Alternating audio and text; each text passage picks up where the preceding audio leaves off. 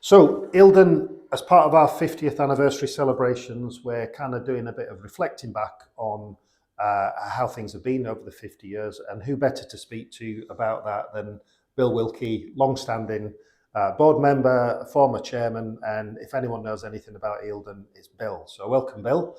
Thanks. And just wanted to take the opportunity to, on our 50th birthday, just to have a look back, maybe starting in the early stages about, when you first started getting involved in Eildon, what the thought process was, what the situation was at the time, and what really Eildon was created to deliver, to achieve.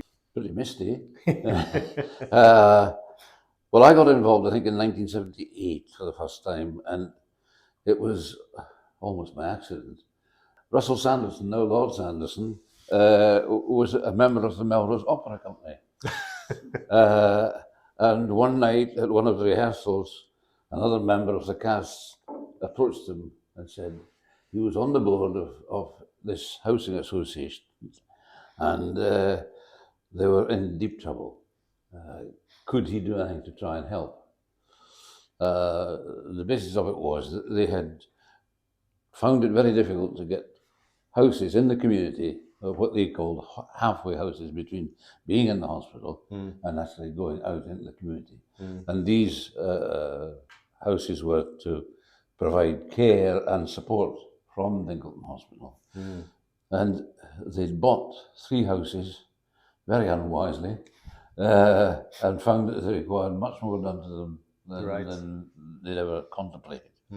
So they were in financial difficulty. Okay. They were in effect bust. And he came across and said he'd been approached, explained the situation, and said, would I be willing to come in and have a look at it with him? So we agreed that. We went and had a look, and after considerable deliberation, we decided we'd give it a go.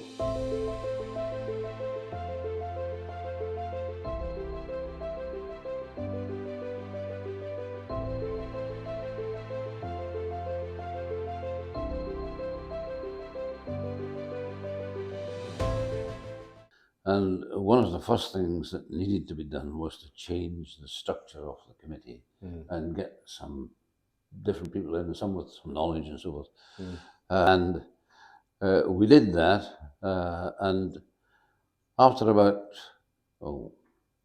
almost a year, we convinced Ettrick and Lorrydale District Council that if we were going to survive, we would need some money. Always comes in handy. So they very kindly gave us not a loan, but a grant. But the condition was that we had to take 3 of the councillors onto the board. It worked pretty well because a chap called George Knox, who had been the Borough Chamberlain for Ettrick and Lorrydale, acted as secretary, unpaid, of course. And after about 18 months, coming up for 2 years, we got it stabilised. At which point Russell went off into much more political things than Eildon, and said, there you are, it's all yours, carry on. Right. And that was how I got involved. I thought if we were going to succeed, we had to get more houses on the ground as quickly as possible. To that extent, we cozied up to Hanover. They had developments going on in the Bordens, and we got them to agree to give us some of the site. I think they were principally in Hawick, and that meant that we got a programme off the ground fairly quickly. My goal initially was, I thought we had to get 1,000 houses under our belt to be viable. To give us some basis on which we could weather even a difficult period if need be. And I can't remember how many years it took us to do that, but it would be, I don't know, 15 years maybe, something like that. But from three houses in bankruptcy, it wasn't too bad a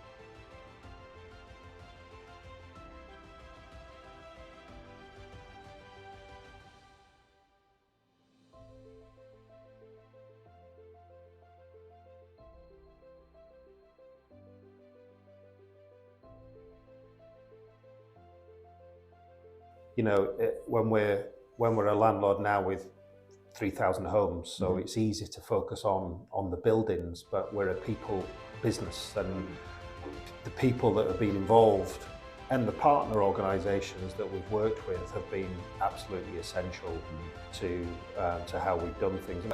I mean, obviously, there's a lot of things to reflect on, a lot of things to be very proud of and to celebrate, and lots of work for us to do going forwards as well, which we're able to do because of the hard work of you and others to get us into this place. So it's been a good journey.